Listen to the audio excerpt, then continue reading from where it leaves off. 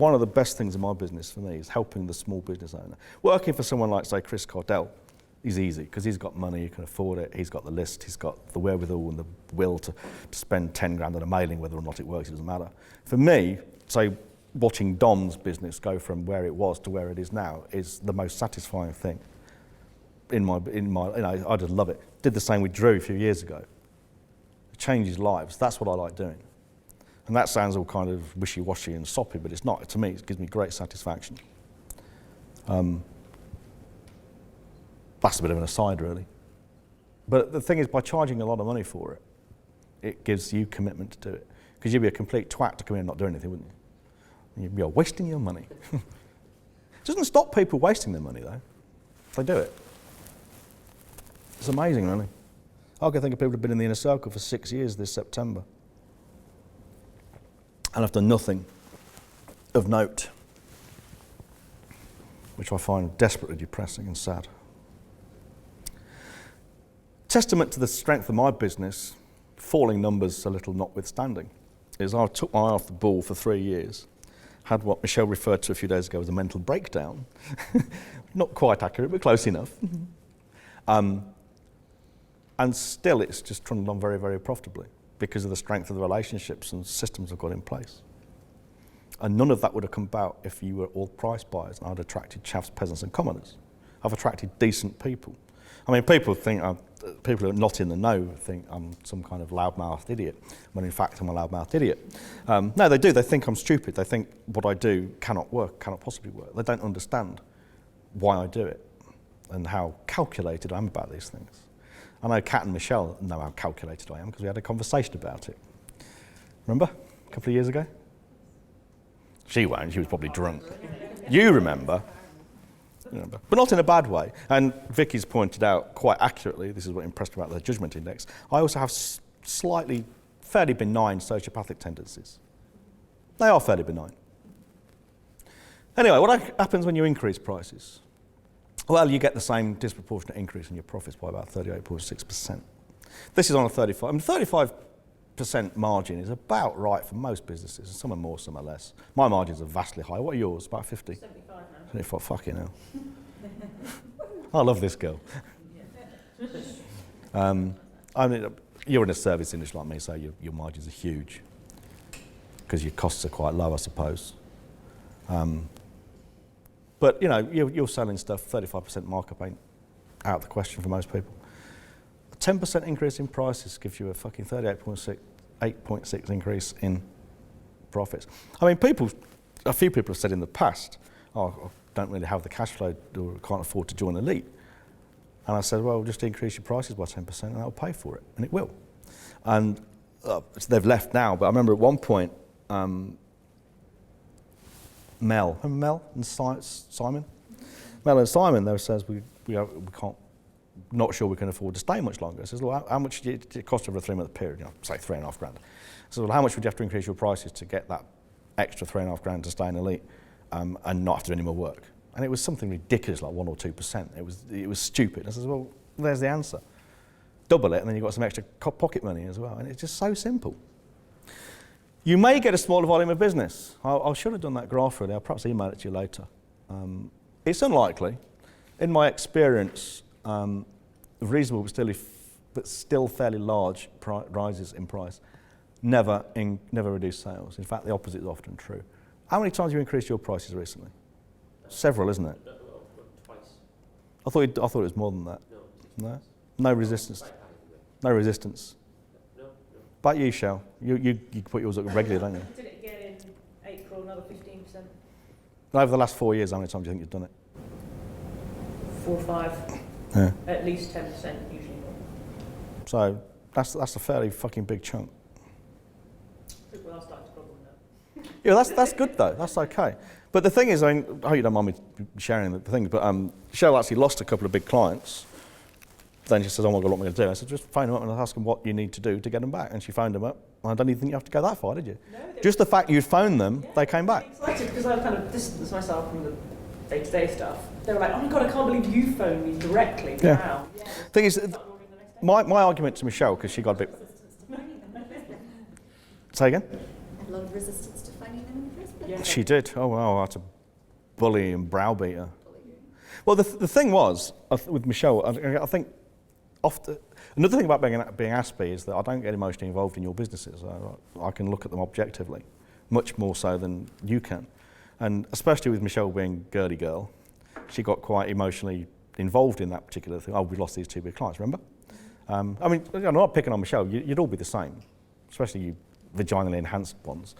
But it's true, you get emotionally attached to this thing. Well, you might not, but you're not normal. Yeah. And with a vagina, you can get as many dicks as you want. But it's, as I said to Michelle, the argument is this, that they were buying from you at your high prices before for a reason. And the reason they've left you is not to do with the price, which was right. It's lovely when I'm right, isn't it? Yeah. It's not often a woman who would tell me that I'm right, but it does happen occasionally. So you may get a smaller volume in business, but it's unlikely. And even if you do, as the graph will show, I'll email it to you this afternoon. Is that on page 47? Oh yeah, it might be actually, yeah. No, it's not. Oh, no, it's 49. Sorry. It's 49. Yeah, also I do have that graph then. Oh, good. I amazed myself. What else happens? All your competitors think you're mad and make fun of you, as well as getting bitter, angry, and resentful. Now, this is true. Sorry? It is true. I mean, on the first bit, they think you're mad, they'll laugh at you. Now, I don't care if people laugh at me. I don't care if people say to me, oh, you shouldn't. I mean, people often, when they're just on my list, they might say, oh, it's inappropriate language on a business list. Oh, just fuck off then, I don't care. I have no idea what I'm doing and why I'm doing it. And I'm fine with that. I don't care if they want to make fun of me. I don't take myself very seriously anyway. Which is just as well, really, isn't it? Because every fucker laughs at me. But the angry, bitter, and resentful thing is absolutely true. And people will, like that guy phoned me, like the guy phoned the other chap in the inner circle. Your competitors, they'll go on forums and things and they'll slag you off for no good reason, other than they charge really high prices. And they'll get personal. Oh, he's really short, he's got bob, he looks like Mr. Clean off the fucking cleaning adverts and things. It's absolutely irrelevant to how good you are at your job. But they will get angry and resentful. And it's human nature. I don't understand it myself. To me, it's a little bit like people who phone up the BBC and complain about television programmes they didn't like and had to watch all the way through. You know? I had to sit and watch the hardcore animal porn all the way through before I decided it was disgusting. You know, why do they do this? But people will get angry over things that are none of their business, like your prices. And it's to me, I mean, people to me are fairly unfathomable anyway. But that is way off the scale and unfathomable. Why do they waste their time pissing and moaning about your business and your prices when, one, it's none of their business, and two, if they are not making sales themselves, making money, it's because they could be doing what you're doing, but feel it's inappropriate. So I just don't understand it. I mean, if anyone's got any insight into this, I'd be quite happy to hear it. Vicky, you're a clever girl on the psychology front. You have to be good at something, don't you? Yeah. Well, I suppose they have to in some way justify their own position by bringing you down to their. Yeah. Can you hear the audience when they're speaking? It'll be quite quiet. Okay. When you speak, boys and girls, speak loudly. I mean, it's not like you ain't got a big gob, is it? I mean, come on. Big gob, big feet. Sounds like one of my books, doesn't it? my experience with a life coach, big gob, big feet. Blot and go. Yeah, they'll get angry and resentful. This is why you need a thick spine and a spine and a thick skin, because it does get to some people. It does get to some people, and there are various strategies. I mean, perhaps I'll mention more about this tomorrow. But for instance, if you don't like getting hate mail, then just get your email sent to your assistant. I like getting it myself. I don't reply to it very often. I mean, the one I did spend a lot of time. Well, I took him to task, that fucking bloke who told me to pull myself together. I tore him a new arsehole because it's the most irritating thing that anyone can say to me. You're not trying hard. Or if just go out for a walk in the sun. Have you tried plugging your head into this machine? You don't want to take it can't be healthy filling yourself with these medicines. Come here. Let me explain. The thing is about mental health, right? There's a stigma attached to it. I don't give a shit about that. But the thing is, there's a few things. One is, do they really think I enjoyed feeling like that? And wouldn't have changed it if I could? You know, I'm not a fucking, well, I say I'm not a masochist, I am. But I'm not that kind of masochist. And what they also don't understand is that the very organ that you're using to make those decisions is the one that's faulty. You know? It just will not physically do what I want it to do. It's not so bad now because of the meds, but you know, at that point, you guys saw me at Elite and I was having panic attacks fairly regularly at the bar. Nothing could do about them other than just bear them. That doesn't happen so much now. They're horrible. I mean, well, no, they're not as horrible as they were because I used to fight them, and it's pointless because what I'm trying to fight them with isn't working properly. So now I just sit and let them go, and they go quicker and they're not as deep as they were. Anyway, the worst one was when I was trying to drive once. I couldn't drive, I had to stop, take the car back. Where was I? Yes, you repel price buyers because they can't afford you. They don't want to afford you. They're intimidated by you sometimes as well. Kev said to that guy laughingly, you know, you can't afford me. Well, that's the perfect answer because sometimes it will tip people out, but other times it will intimidate them into going elsewhere. I get people say to me, I can't afford you yet. And they're not really price buying, they genuinely can't afford the money. And I'll take it with good grace, so I'll come back when you can. But it immediately clears the decks from those people. If you refuse to get drawn into discounts and negotiating, like Michelle does, I mean, people say, give me a discount for volume buying, you just say, no. That's it. Simple answer, no. And they always buy from you anyway, don't they? Yeah, I said, no, as soon as you're turning over £10,000 a month, we can talk. And they just go. Yeah, and they buy from her anyway. So you repel price buyers, and it's a great thing to do. And you then necessarily attract quality buyers for the same reasons I said before. If you've got that certain gravitas about you, there's certain kudos in doing business with you. I mean, like, it's laughable. When I tell you now this is laughable, and you will all see the funny side, but you'll also see the other side of it too, the serious side. Dan Kennedy very successfully roped me into paying him $18,800 to fly 4,000 miles on a fucking horrible journey, to stay in a shit hotel, to be picked up in a car that smelled of horses and horse shit, to go and sit in his office and be talked at for 8 hours, and then go home the same way. And he made me jump through hoops to do that, and then he made me feel grateful for the opportunity. And then I spent 40 grand on an event with him. Yeah? To me, there is a certain kudos in having done that. Having paid him 60 grand. But do you see it? Do you see it? You know, I feel good that I've not just got the money to do it, but I've been selected by him, because he courted me. It wasn't me chasing him to go on a day's consulting. He started about a year ago, last February, just sending me little bits and pieces. And I thought, Dan's after something, it's not just me to come to an event. And then one of his faxes, he said, he saw the opportunity, he said, now to business, why don't we do an event in March? And then I did the consulting. And he was quite open about it. He says, yeah, I've wanted to do an event with you. I figured you might come for a day's consulting. I read your newsletter for the last 5 years. You were ripe. And I got no problem with that. But the point is, I feel a certain pride and kudos in the fact I've spent 60 grand with this guy. Now, I told my brother, and he fucking fainted. If my dad wasn't dead, that would have killed him. Seriously. But there is a certain kudos saying, yeah, I've had a consultant day with Dan Kennedy. And people who know him, like, I was talking about this to a few people in Cleveland, and I said, yeah, I did a day with Dan in November. Their attitude to me changed immediately. You're one of the few. And it's crazy, you know, because we were laughing about this a couple of weeks ago, weren't we? How much money I've spent with Dan. He successfully got me spending all this money with him, and I feel good about it. But it's true. People feel good that they can get into Elite, because I do turn people away. Remember how you felt about email supremacy all those years ago? You were terrified I was going to turn you down. It's true. You ask him at lunch or something. But when I did email supremacy, I'd got about 80% of the stuff done. But I interviewed everyone who wanted to come on it for 2 reasons. One, because I genuinely wanted to get the right people. And 2, I wanted to know 3 reasons. 1, I wanted to get the right people. 2, I wanted to know just wanted to make sure that I hadn't missed anything that people were asking. And the third thing is I just wanted to give it a certain level, make them jump through hoops and be fucking grateful for giving me the money. They couldn't afford it at the time. But as they told me, really quietly at dinner, a bit louder, change our businesses. Yeah, sorry, can't hear you. No, you changed our lives. No, louder. Remember? Yeah.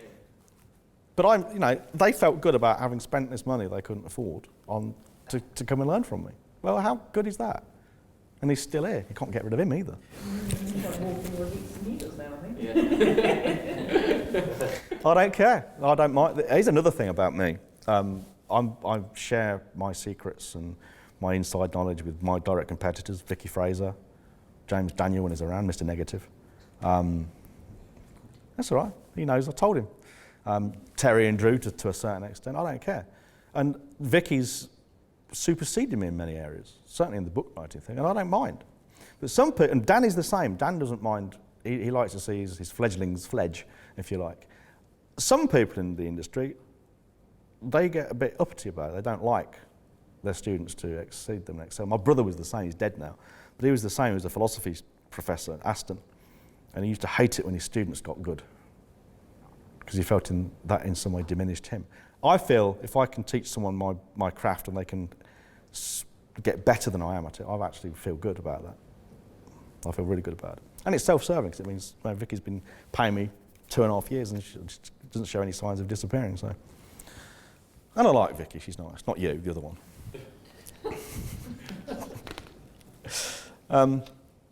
You discourage price-only comparisons. If your prices are high, you don't get price buyers comparing you online. They'll take one look at your prices and go. They won't trouble you. I tell people, especially people in service industries, freelancers especially, don't put your prices on your website. I don't think any of this applies to anyone here, but it would apply to you, for instance. Because people buying a life coach, you don't want someone comparing you on price. And I know you're not cheap. You just look it. No, she's not cheap. But my point is this, if you put your prices on your website, you will get people either clicking away because they can't afford you, that may have been good clients. But if your prices are low, you just then invite price comparisons. When I see copywriters saying, it's ridiculous, £45 for a half page of so many words. And you have a long list of things, and it's just so wrong. Because apart from anything else, the client comes to you asking for your help. Yeah? If you put your prices and you're immediately a commodity, you're then the hired help, not the expert advisor. So people come to me and say, how much for a sales letter? I says, I don't know. I don't even know you want a sales letter. I can't tell you that until I've looked at your business. And I'm not looking at your business unless you come on this thing and it's $3,000. And you get a full report and the rest of it. By the way, going back to the judgment index, I strongly recommend that you all do the judgment index with Vicky. I don't know how much she charges for it, but it's well worth doing. Lots. It's not for everyone, is it? No, it's really worth doing. I know there's the thing called the Fora effect, but it really brought out some things about me that not many people know. And how they did it, I don't know. But it was spot on. Your levels of service improve, as does morale.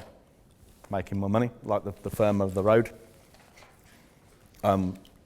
They were having shit clients. As soon as they got rid of them, oh, my fucking son.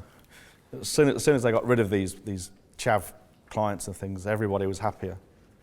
Everybody was happier. The value of what you offer stands out as well, because you become the rose sticking out of the manure. I mean, if you look, okay, let's be honest about this. I hate golf, but if I was to go by website and there was a set of golf clubs for, say, £100,000, I'd probably want to look at them just to see what the fuck are they charging this for, just out of interest, you know? High prices speak volumes about your confidence, your ability, the quality, even if that's all bullshit. It sends a very clear message. Do you remember, oh wait, no, we're on camera, aren't we? When he turns the camera off, I'll do this. Right, why are high prices more attractive to buyers? Well, price makes a statement about quality. We've said this over and over again. It's not rational It's often not even true. Anyone who's bought a highly expensive beef burger from outside a rock concert, which is full of hoovers and bellends, will know this.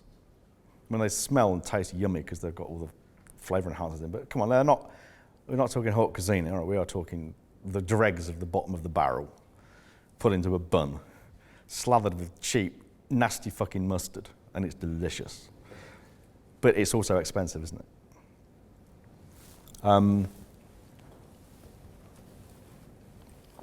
So it's not always true, but most often, all of the things being equal, price says something about quality. I mean, Marks and Spencer's traditionally quite expensive, the food, isn't it? But it's good, the quality's there. So if I'm in a town and I want to buy a sandwich, where will I go? Smith's or Boots or Marks and Sparks? Go to Marks and Sparks, because I'm assured of getting a good quality sandwich. I don't even know if it's true nowadays. But is it? I don't understand why Boots as a pharmacy sells sandwiches. Because they're great for lunchtime trade. People go in. But why would you buy a sandwich from a pharmacy? Because you're there. Convenience. I mean, their sandwiches are disgusting. I mean, they're like slime on bread, you know. Perhaps I'm eating the wrong thing here. So, rightly or wrongly, irrational, no. The fact is, all of the things being equal, a higher price tends to imply a higher quality. The second thing is price makes a statement about the confidence of the seller. Think about that. People like confidence. I mean, one of the most attractive things to a woman is confidence. Okay, a guy who asks a girl out on a date, well, that's a mistake anyway, but asking a girl out on a date or to go for a drink, when actually, well, it's obvious what you're saying. I want to get into your knickers at some point, but alcohol, do it. Okay, that's the message you're giving.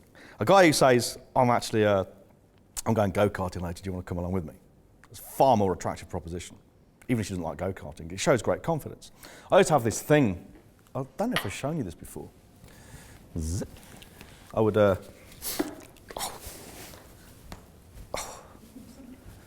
You've seen it. It's really good, this. Nice would do. You sit there in a bar or something, and you might see a girl that takes your eye.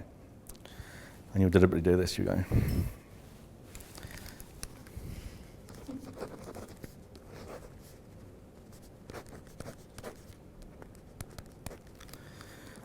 And you put your phone number underneath it.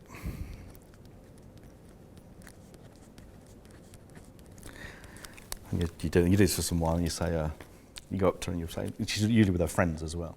So you go full of confidence. You say, look, I hope you don't mind, I'm a local artist, and I just saw something about you.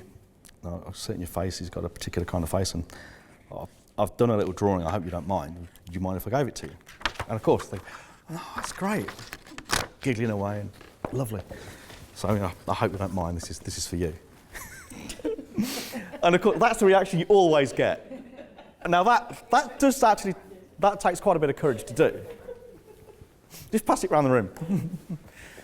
That works so well because it's a really different and confident approach, and women love confidence. It works so well, but it's confidence, you see. And confidence is almost universally admired. And if you got a high price and you talk about them confidently, and when people say your prices are really high, you say, yeah, they are. That's a good reason. And let me tell you why they're expensive. My price is so high. Because if I was to charge you less, I couldn't give you the service that you need. I mean, it's okay if you want to go to someone cheaper, that's fine. But if you want the best quality and you want the service that I can give you, well, that's what it costs. No one buys anything unless it's to solve a problem. And what a problem is very subjective, obviously. But people like, it's the umbilical cord thing again. High price says you're confident, well then they feel safe about trusting you with their problem.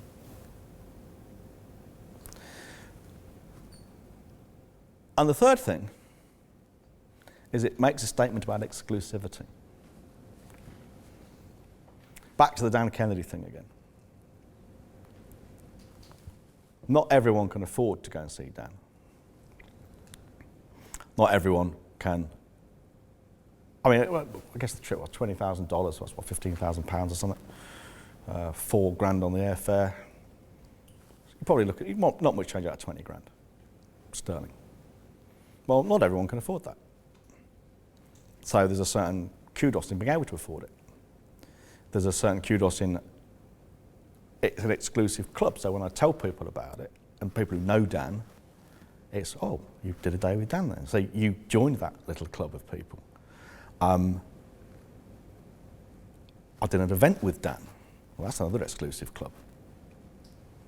Yeah, people would look at me differently. I had this name badge on at the Cleveland event, and I was in a pretty bad place at the time. And it got to the point where, because Dan introduced me at the beginning, he says, "Do you mind if I introduce?" I said, "That's fine." And he said, he went through a list, and they've got the evil bold genius over there. So he's a really smart guy, but no more than one person has the time to talk to him because he's got some kind of people allergy thing going on, which fucking made me laugh. I think he said that, people allergy. But people were then bugging me because I've been recognised by Dan, and they just wanted to talk, and I just couldn't deal with it. So I actually wrote on the back of my name tag, I'm autistic, I don't want to talk, please don't take it personally. Well, that was like a red flag to a bull, because people then, oh, you don't look autistic. You don't look like you've got a broken nose yet either. Guy in the lift looks down and says, well, how do you cope with it then? What do you mean, how do you cope with not being able to read? That's what I actually said to him. That's fucking annoying. Now, why do you think they have limited edition cars and Aston Martins and things like that? Because it's an exclusive club that you can be a membership of, have membership of. A bit like me, I mean, people want to be an elite, they aspire to it. When we go out for curries and we invite other people along, I always make sure the elites sit on the same table and other people are not allowed on it. They want to join the big boys table. It's the same at events when they come, okay, we're all an elite now, except you. But you know, but I want you to be, that's why you're here. But when we have events and things, people look at the elites and they want to be part of it, because I'm doing it now, but everyone's in elite, so doesn't have the same effect. But you can imagine if there's, say, a load of people, a dozen people in here, we're not in elite, but I'm telling all the inside stories and the inside jokes and recognising, I know Michelle's business, I talk about Kat's business, I've mentioned Dom, what he's doing. They want to be recognised by me in that same way, because it's exclusive. They can afford to be in that club. People want this shit, they want to be recognised. And one form of recognition is to be able to afford to be in your gang, to be able to buy from you. And high price does that. I think there's a third thing as well, a fourth one, which I've not really mentioned. And that is, this is probably more for the really affluent people. They like to be able to pay the most because they can. Just because they can. Just because they can. The interesting thing about affluent people, Dan mentioned this, he spoke about it at Top Pot of Gold, and he also spoke about it at Renegade Millionaire. And it's really important, if any one of you, especially you, Dom, someone like you, anyone selling B2C particularly, it does work with B2B as well, but once you crack their little circle, once you get one very affluent person to buy from you, you get all their friends as well. Because say, I'm talking really affluent people now, multi-million-pound houses and stuff, when they want a dentist, a doctor, look at me, I'm not hyper-affluent, but when I want a decent psychiatrist, not a psychiatrist, I want a decent head doctor. I probably won't bother now because it seems to be working, but at one point I wanted someone a bit better than my GP. Well, I didn't go on Google and ask Google. I asked Dev, because Dev's in that little circle of people. It's not quite the same thing, but you get someone who's got a very expensive dog, drives a Merc or a Maserati or something, and when their friends who also have dogs want a dog walker, they won't go to Google or the yellow pages. They will say, who walks your dog? Affluent people do that. It's like a little network of their own. Once you get one, you get them all. Well, I started working with Phil on July the 4th last year, so it's just over a year ago. And at that time, I paid him the money, which was at the time, I'm going to enjoy telling you this, it was 1,500 quid. And he balked at charging me that. And I had to bully him to send me a link to pay him, because he was too afraid to. The reason you're paying him more now is because I told him to charge him more. But then I do a swap with him. I comp him into Elite and he trains me, so it's just a fair swap. Sorry about that as well, guys. But the thing is with Phil, he was obsessed with I want to do it all online. And he wanted to have some kind of membership thing, charging people 50 quid a month or something. I said, Phil, no, you're doing it wrong, mate. I said, you've got in front of you a client who's fairly well heeled, he's dedicated, and he's got loads of people just like him, meaning you guys. Well, since Phil got me, and you saw the results he got, well, since he's got me, because he got me and because of the results he's got Tim, your mum, when she pulls her finger out, Vicky, Michelle, who? Vegard, Mark, Ray, Julian. So because he got me, he then got the people who trust me and like me enough to take my word for things. So when you guys, if you guys have been looking for a personal trainer, you probably, and you say I hadn't mentioned Phil, so you didn't know to go to him straight away. You maybe have said to me, you got great results. Who did you go to? Well, I went to this Phil the cunt. He's my secret weapon. But you see how it works. Now, that happens among the better buyers, if you like. The chavs, peasants and commoners, it won't happen in the same way, because they'll say, where did you go? I went to Primark because it was cheap. You see the difference? People like you and me, we have the money and the will and the wherewithal to spend it, so we want quality. So so where did you get, what did you do to get your results? Where did you get those results from? Who helped you get those results? The price doesn't come into it. But if you've got a price buyer down the pub, Chavs, Peasants and Commoners, Braunton Estate in Leicester, where can I get some cheap shoes, knock-off trainers? But anyway, any questions? Because we're about lunchtime. Oh, we are lunchtime now. That was premium price. Oh yeah, okay, quickly. Page 47, you can see just a graph of what happens when you slash your prices. That shouldn't be underlined on the right-hand side, naughty John. But you can see how dramatic those effects are. You wouldn't think so, just on a pissy 5%. So you imagine you go on the price ratchet, you take the top one, and you increase your prices by 5% over a period of time. Look at what it's doing to your price, to your profits. Vastly disproportionate. But then look at the other one, price cuts. Scary, isn't it? And then if you imagine this top one, that's the profits on, say, per individual sale. If you then imagine, this is the nirvana I was talking about, if you then imagine doing that, selling at a higher price and selling more stuff to your existing clients, where your profits are even higher because your marketing costs have already been paid. Makes no sense to do it any other way. I mean, my direct mails, apart from this last one, I invariably get at least one buyer. That's how I got Vicky and Kev to go to Cleveland. That's $3,000 in the bank, thank you very much, whatever it was. 2 grand, 2.5, I don't know.